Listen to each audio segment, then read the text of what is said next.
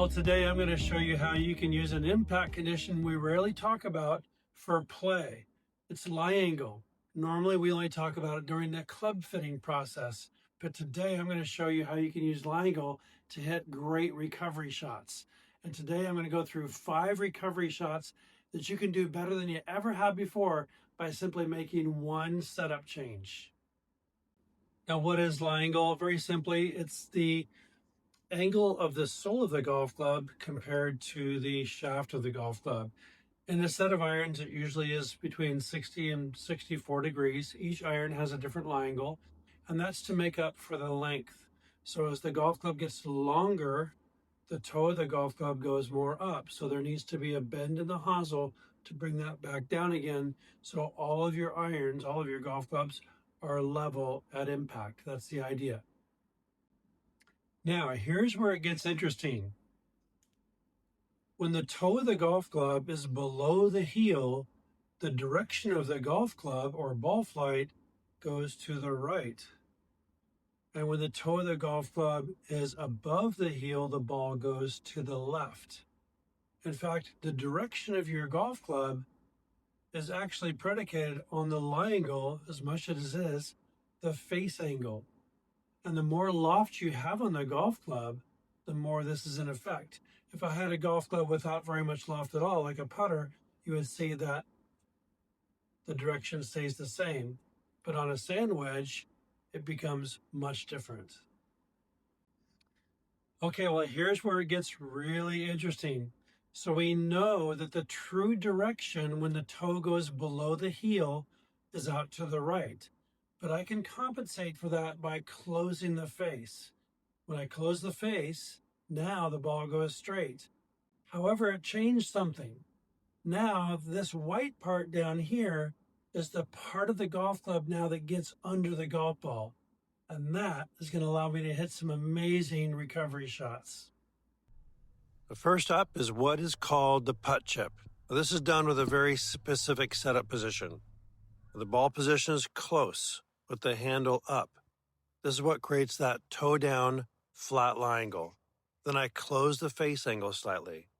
Not dramatically, just enough to reduce the loft and prevent the ball from missing to the right. Now this is not a traditional chip. We're taking the variables out and making this behave much more like a putt. You might notice I'm gripping down on the club so the club is the same length as my putter. A narrow stance, and my lower body is still during the stroke, just like a putt. Now when I raise the handle and close the face, I'm effectively changing the way the club interacts with the ground. Now the club wants to work low and along the surface, rather than bouncing or digging. And from here, it's just a putting stroke. Shoulders rock back and forth, no wrist action, and no hit impulse.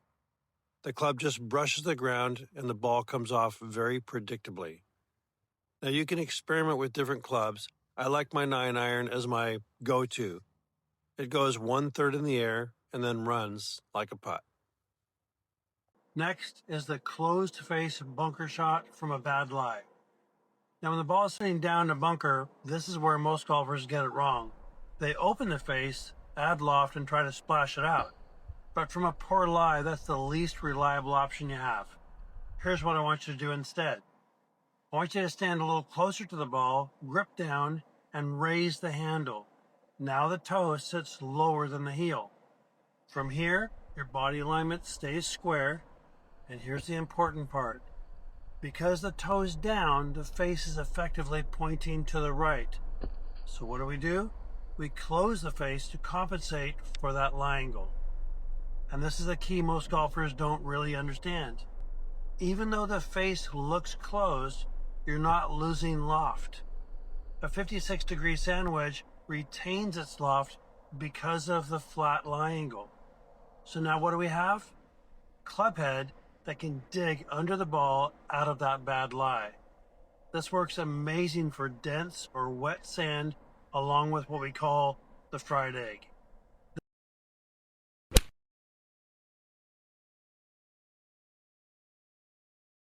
Now this is a trouble shot that most golfers have a hard time with. The ball is below your feet. We're on a slope.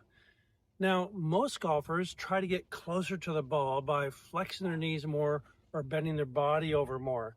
Now, both of those are a bad idea because both will lower the handle. When the handle goes down, the toe goes up.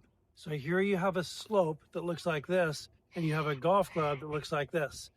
And the chance of you hitting the sweet spot of the golf club now are pretty small. So what you've got to do with the ball below your feet is get closer to the golf ball. So very simply, move the ball closer to your body. And now what's going to happen is the sole of the golf club now will be level with the slope. So it's going to give you a much better chance of hitting the sweet spot. Now, as you know, when the toe's below the heel, the ball's going to go to the right. So very simply, all we do is we close the face. So there's two things you got to do. Stand closer to the golf ball and close the face, and the ball will go straight.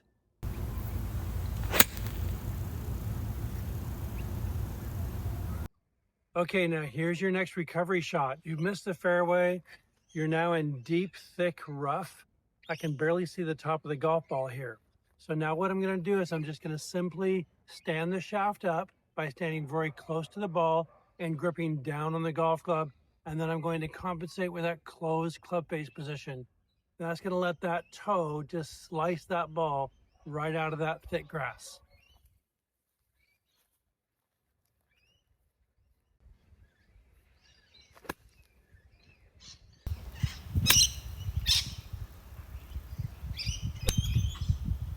And one of my favorite places to play this shot is if I miss a fairway and I'm in the woods and I need to punch the ball back into the fairway or onto the green. So once again, I stand the handle up, I toe the club in a little bit. This time I play the ball a little bit back in my stance, and that ball will go low and it'll penetrate underneath those tree limbs. It's a beautiful shot to hit.